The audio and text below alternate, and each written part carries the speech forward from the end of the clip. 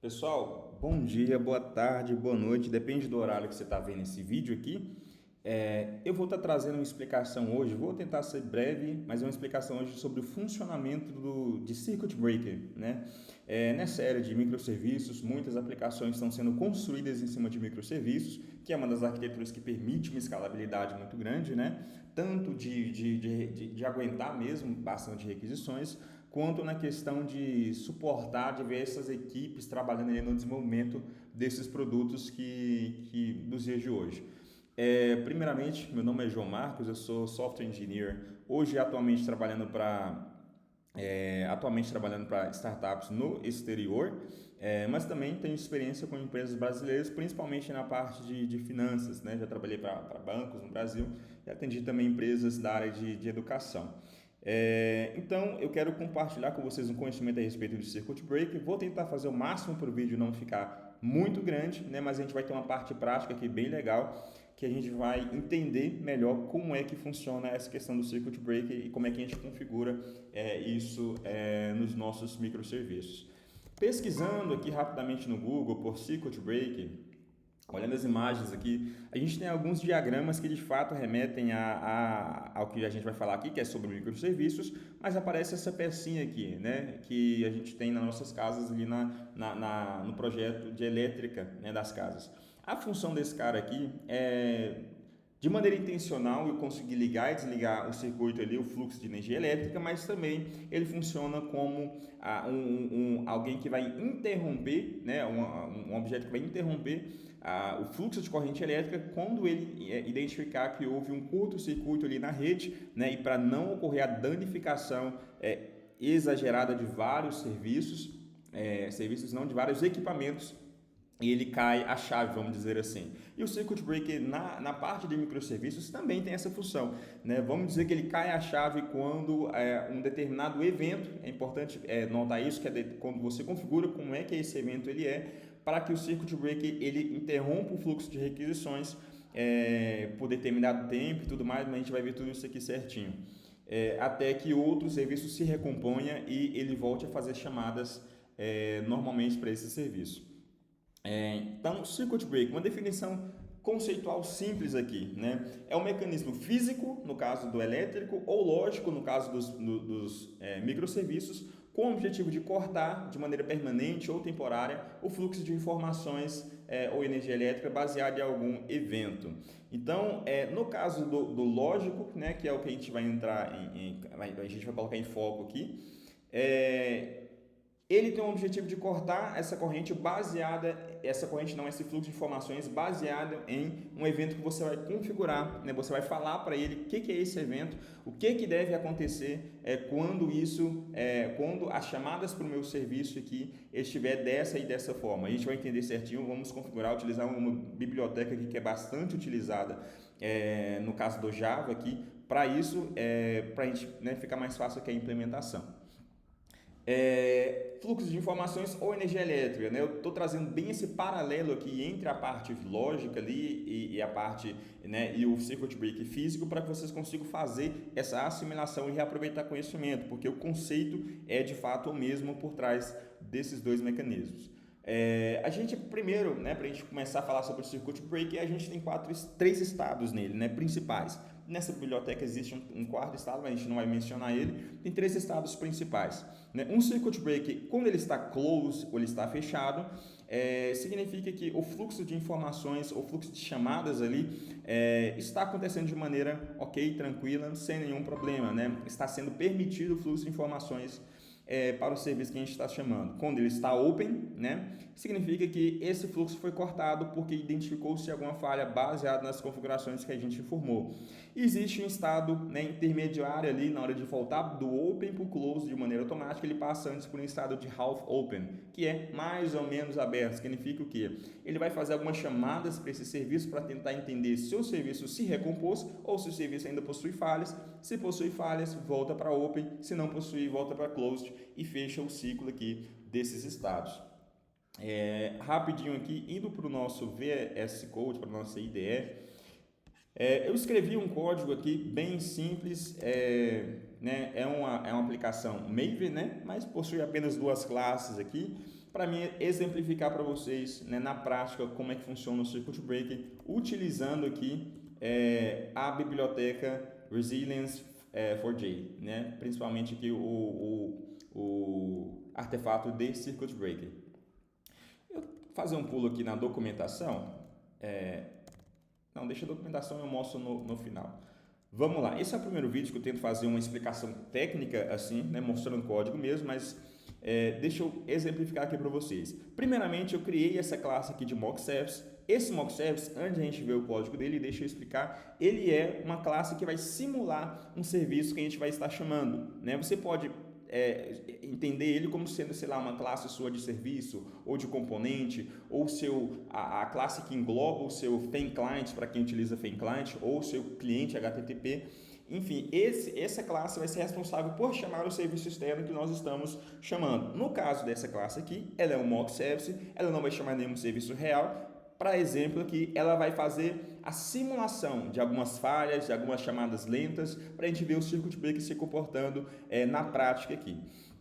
Esse mock service eu passo para ele dois argumentos aqui. Um primeiro é um de duração, né? O quanto tempo eu quero que o meu serviço ele demore, no caso quando eu estiver chamando, fazendo uma chamada, né? Para testar a lentidão aqui e ver se o Circuit Breaker vai funcionar ok. Quanto tempo eu quero que ele demore? E o segundo parâmetro é o error rate, né, que eu estou passando aqui em decimal, que é a porcentagem de erros ou de chamadas lentas que eu quero que haja nesse serviço aqui, né, para mim testar o meu Circuit Breaker. Né? Aqui no caso 0,1 significa 10%. Entrando no código desse mock service aqui, ele guarda essas informações, né, de latency e de erro. E ele tem uma classe aqui chamada Response Generator, né? Depois eu falo mais sobre esses caras aqui, mas vamos entender esse Response Generator aqui bem rápido. Esse Response Generator nada mais é do que a classe que tem a inteligência para fazer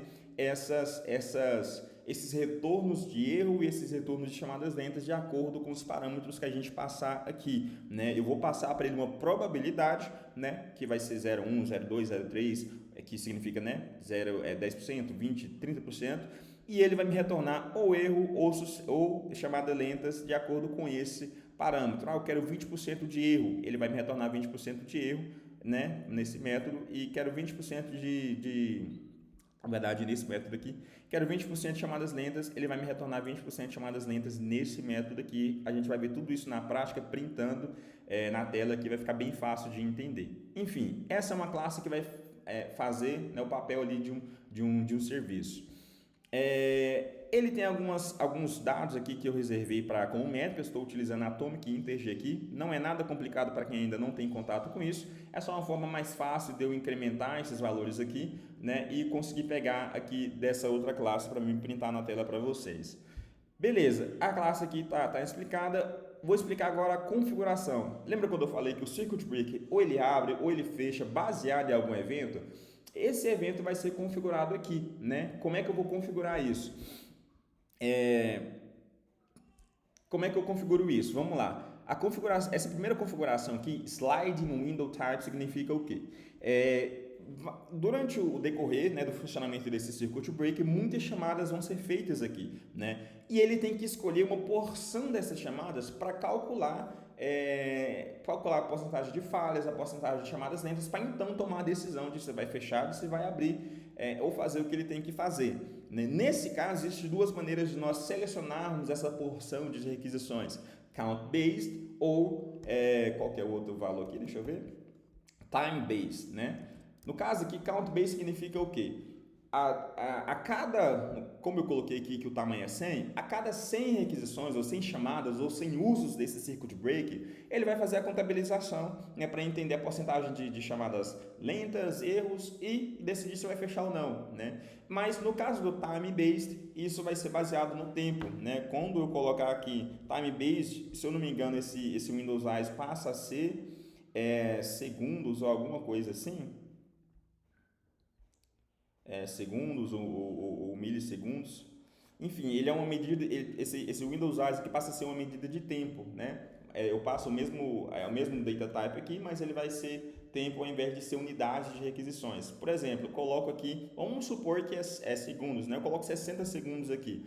Quer dizer que a cada 60 segundos, se eu utilizar o time based aqui, o time based aqui, a cada 60 segundos o circuit break vai pegar todas as requisições, talvez não todas, um seed ali que ele faz, mas eu acredito que são todas as requisições, vai medir a porcentagem de falhas de lentas e vai decidir baseado nesses parâmetros de falha aqui se ele deve fechar, se ele deve abrir, se ele deve ir para o half open ou coisa do tipo, ou quanto tempo ele deve ficar no half open até ele retornar para o fechado ou para o aberto.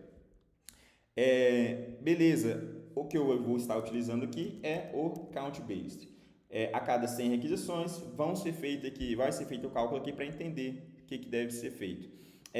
Wait duration in open state. Quando o circuit break ele abrir, quanto tempo ele deve ficar no estado de aberto até que ele retente novamente fazer as chamadas para o serviço que nós estamos chamando. Isso depende, na verdade, todas essas características que nós estamos falando aqui dependem de qual serviço nós estamos chamando, né?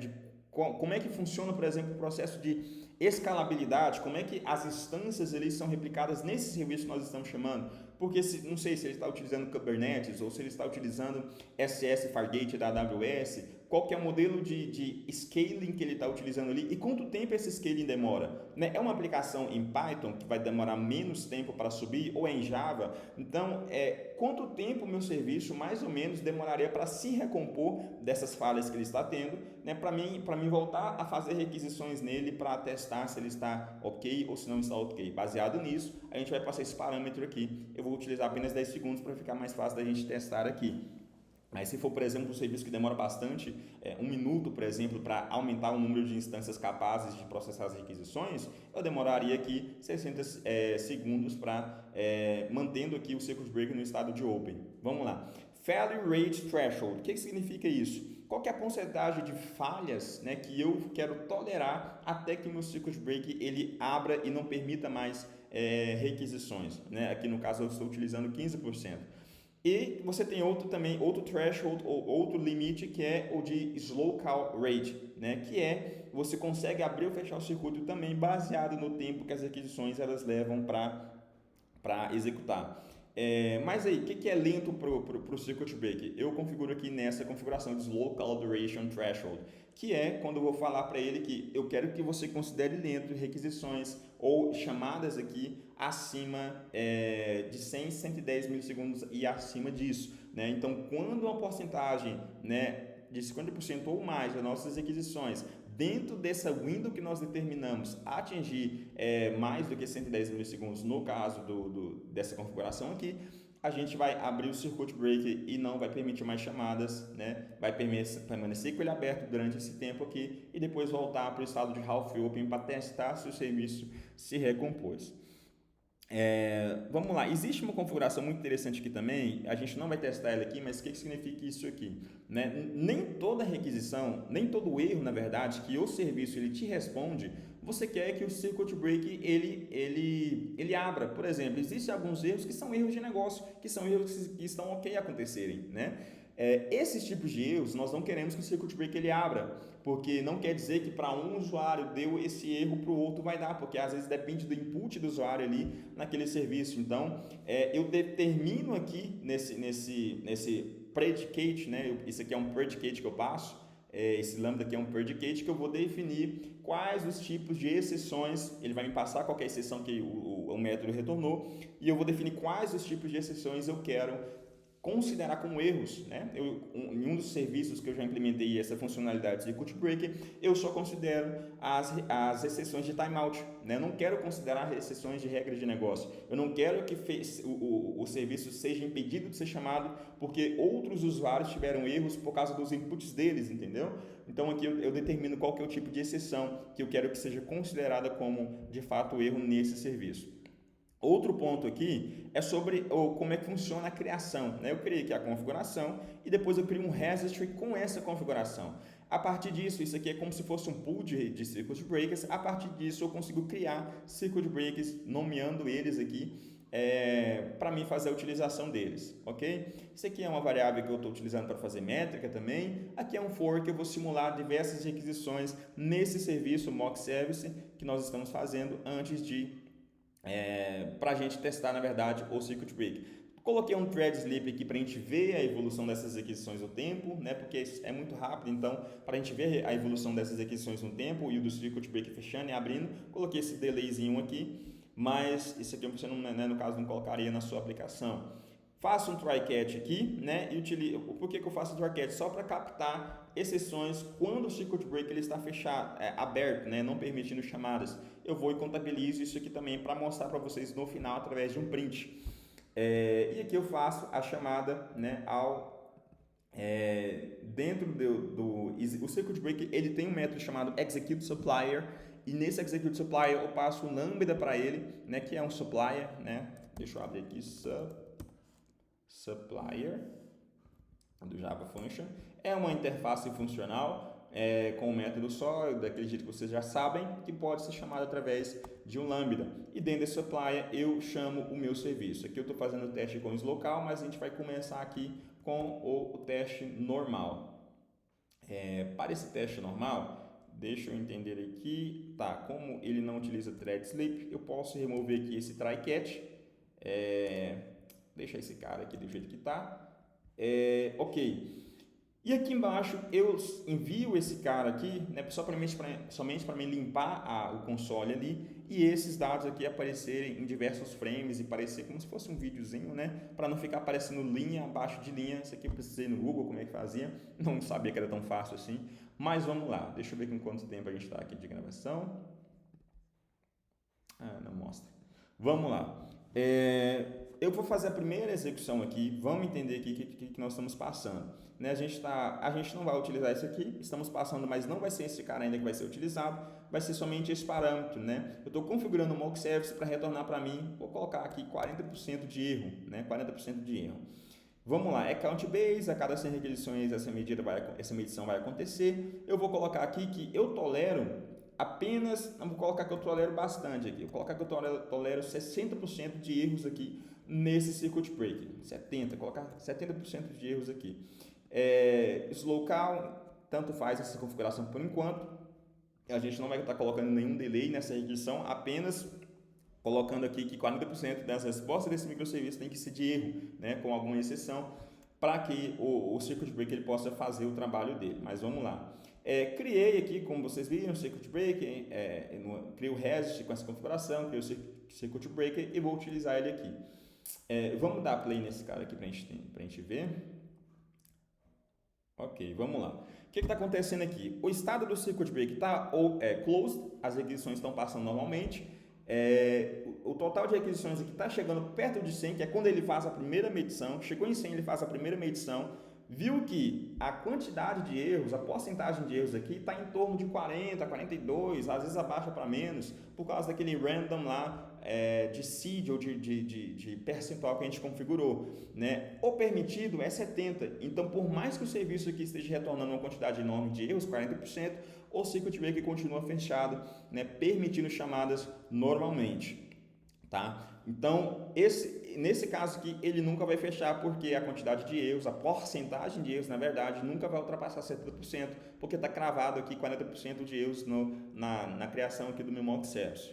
Ok? Estamos em 500 requisições, 600 requisições. Vamos pensar que isso aqui é requisições, tá? Pensa que isso aqui, sei lá, é a classe que está englobando o seu FEM client. Ou qualquer outro cliente HTTP que você esteja utilizando, ok? Vamos agora ver o circuit breaker funcionando, né? Vamos mudar esses parâmetros aqui. Deixa eu parar essa execução.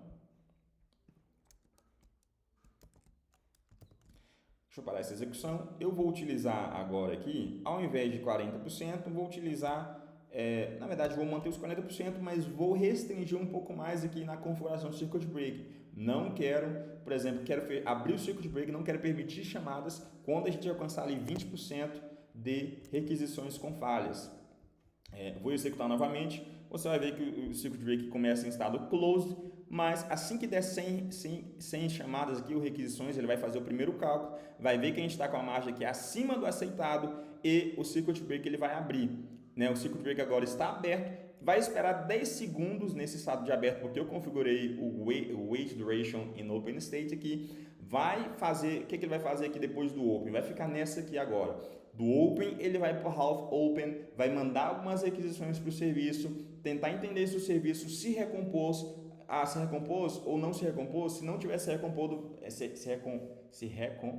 se recuperado, vamos utilizar a palavra recuperado, ele volta aqui para o estado de open, né? E fica nessa até que ele comece, até que no estado de half open não haja mais erros, ou não haja mais chamadas lentas e nem erros, para que ele volte para o estado de close e permita chamadas aqui, tá? Então aqui ele vai ficar nessa aqui, ele não vai passar disso, porque a porcentagem aqui de falhas ela é maior do que o que a gente configurou aqui na nossa configuração do Circuit Breaker, ok? É assim que funciona para falhas, né? E vamos fazer um teste aqui agora para lentidão, né? Vamos pedir que ele retorne 300 milissegundos, né? Que 30% das chamadas aqui retornem 300 milissegundos, né? Vamos configurar aqui o Circuit Break para que ele não aceite. Vamos falar para ele que lento é, sei lá, 200. Vamos falar para ele que lento é 200. Então, de 200 para cima ele vai considerar como chamadas lentas. E vamos tolerar apenas, já que a gente vai retornar aqui 30%, vamos tolerar. Vamos fazer também daquela forma, né? Começar do maior, vamos tolerar 40%, 60%. Não vai dar erro aqui, porque por mais que tenhamos chamadas lentas, a nossa configuração aqui, ela permite isso, né? Ela está permissiva. Mas para isso aqui a gente tem que mudar aqui, né? Mudar, chamar o slow call, o call slow, surround com try catch. Ok, e vamos executar. Executando isso aqui, o que a gente tem aqui? A gente tem, vai demorar um pouco mais porque tem o sleep, né? A lentidão ali das threads. Está close, está subindo aqui, mas 30% das nossas requisições estão ultrapassando a marca de 200 milissegundos. O que vai acontecer? A gente está sem erro aqui, estão todos dando sucesso, mas alguns estão demorando, então ele vai considerar essa demora como um erro também, né? Ainda está aberto aqui, fechado na verdade, eu confundo fechado com aberto, mas ele está fechado aqui. Por quê? Porque está muito permissivo, né? O nosso slow, a gente considera de fato aqui que acima de 200 é lento, mas a gente está permitindo até 60% de requisições lentas, né? Então não vai fechar. Vou parar aqui novamente e vamos restringir isso aqui um pouco mais. Estou mandando aqui 30% de slow call, vamos mandar aqui permitir apenas 10, tá? Apenas 10, manter esses valores aqui e vamos executar novamente. Dá o run. Circuit Breaker fechado, né? A gente está ali em 30 requisições, sucesso, que no caso seria requisições sem a lentidão, e 20% delas estão aqui com lentidão, né? 19, 20. Quando ele bater o 100 aqui, ele vai para o aberto, por quê? Porque a gente está retornando, né, acima do limite ali que a gente configurou de 10% de requisições lentas. Então o Circuit Breaker vai permanecer aberto. Pelo período de tempo que nós configuramos aqui em Wait Duration in Open State, né, vai ficar naquela entre Half Open e Open até que o serviço se recomponha. Pensa aqui comigo que está retornando muito timeout, né, ou está muito lento os retornos aqui. Timeout seria erro, tá? Timeout não seria, quando retornar o timeout, automaticamente o código aqui explode exceção, então seria contabilizado como erro. Mas vamos pensar que o serviço não está retomando timeout, mas está muito lento, perto do timeout ali, né? Ele já considera que o serviço está perto de crashear, porque pense que o outro serviço está recebendo muita requisição, está empilhando muita requisição ali no pool, muitas threads para atender isso lá na máquina desse serviço, né? Em um momento esse serviço vai parar de responder e vai ficar em timeout. Para não esperar chegar nesse estado, nós já cortamos aqui a quantidade de requisições que a gente faz para lá, fazemos aqui essa questão do half open até que o serviço se recomponha, ou até que a carga aqui diminua, ou até que o serviço lá ele rode alguma rotina de scaling, né? Aumentando o número de instâncias e tudo mais, ou alguém faça isso manualmente para voltar a chamar novamente esse serviço, tá? Então, é assim que o Circuit Breaker funciona, utilizando essa biblioteca aqui do Resilience4j. Espero que tenha ficado claro aqui como funciona. Existem mais coisas que você consegue fazer aqui. Por exemplo, toda vez que você cria um Circuit Breaker, né, o Circuit Breaker foi criado aqui. Eu consigo vir aqui, né, e adicionar, tem muito método aqui que você consegue explorar depois nas documentações. Eu consigo dar um getMetrics, por exemplo, né? GetMetrics ele vai ter tudo aquilo que vamos abrir essa classe aqui, metrics. Ele vai ter tudo aquilo, ó, failure rates, local rate, number of locals. Eu só não usei isso porque está dentro, tá dentro lá da biblioteca. E aí, só para vocês entenderem de fato como é que está funcionando, eu resolvi criar as métricas manualmente aqui. Mas vocês podem utilizar isso aqui sem medo para criar alertas, mandar isso aqui para um New Relic, para um Prometheus, né? E fazer todo o sistema aí de SRE, SRE, Site Reliability Engineering. Acho que é isso. Vamos lá. O que mais eu queria falar aqui antes de finalizar? Deixe-me ver. Tá. Sobre, por exemplo, os eventos. Você consegue se inscrever nesses eventos aqui. Você dá um get, circuit breaker, event publisher, ok? E desse event publisher, você consegue adicionar alguns, aqui ó, on call not permitted. Vamos lá, on call not permitted. O que eu vou fazer aqui? É um lambda, né? É um lambda. Deixa eu ver qual que é, o que ele recebe aqui, o que ele pede. Ele pede um event consumer. Deixa eu ver o que é o event consumer.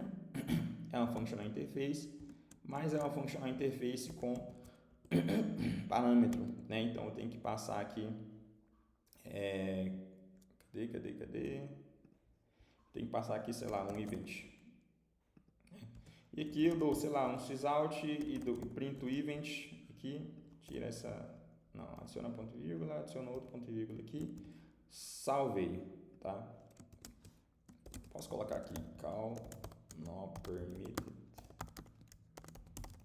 exception.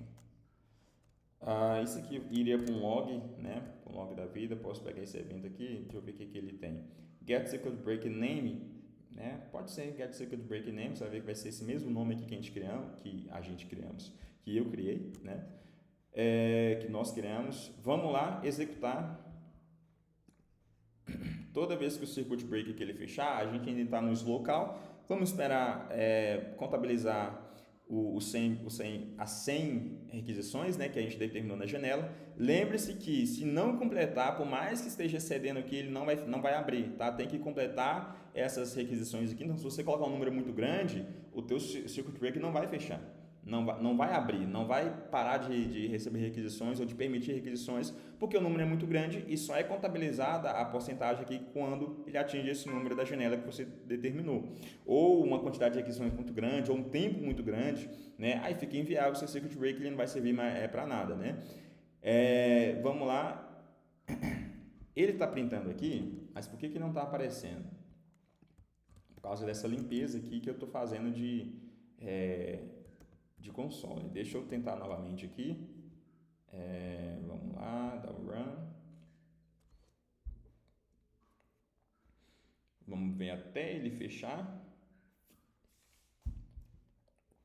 Até ele abrir. Confundo muito isso, né? Porque fechado parece, não está funcionando, mas na verdade que fechado está funcionando, está mandando requisição, e aberto não está mandando requisição. Olha lá. Fechou, ele começa a mandar esses eventos de fechado, ou de toda vez que não permite uma chamada, para aquele event publish que a gente criou e se inscreveu lá, né? Então, aquela arquiteturazinha de observers, de event de pub/sub, né? Eu me inscrevi, ele utiliza o meu método ali para atender esse evento, vamos dizer assim. E fica nessa, tá? Então, isso é circuit breaker, né? E essa é a explicação que eu dou aqui para vocês. Ok, fechado. Qualquer dúvida que vocês tiverem, postem nos comentários. Esse aqui é um vídeo de teste, né? Eu quero fazer mais vídeos contribuindo para a comunidade de desenvolvedores aqui nacional, porque eu aprendi inglês bastante cedo, tive acesso a conteúdos assim, aos conteúdos originais e tudo mais. As documentações dessas coisas são todas em inglês, dá para você traduzir, mas não se limite a isso. Hoje eu trabalho com uma startup no exterior, a comunicação toda em inglês, então eu tenho acesso a um volume muito grande de informações, não de informações, mas de conhecimento técnico que eu consigo compartilhar aqui com vocês. Se vocês quiserem um vídeo sobre alguma outra coisa, comentem aqui, eu vou tentar. Se eu não souber, eu estudo, né, essa questão. Como, né, a gente está nesse mercado já tem um tempo, não tanto tempo assim, é mais fácil de aprender e de aplicar essas coisas, e eu trago aqui a explicação para vocês, ok? Por exemplo, eu nunca mexi com Kubernetes, mas Para mim, estudar Kubernetes e trazer um vídeo aqui explicando seria muito fácil, muito tranquilo. Demoraria um pouco de tempo ali para me pegar, mas eu conseguiria depois vir cá explicar perfeitamente. Ok? Obrigado, deixa o like aí se vocês gostaram, me dê dicas, eu tenho certeza que o vídeo não ficou perfeito, mas me dê dicas aqui de como melhorar e te vejo até o próximo vídeo. É isso? Valeu!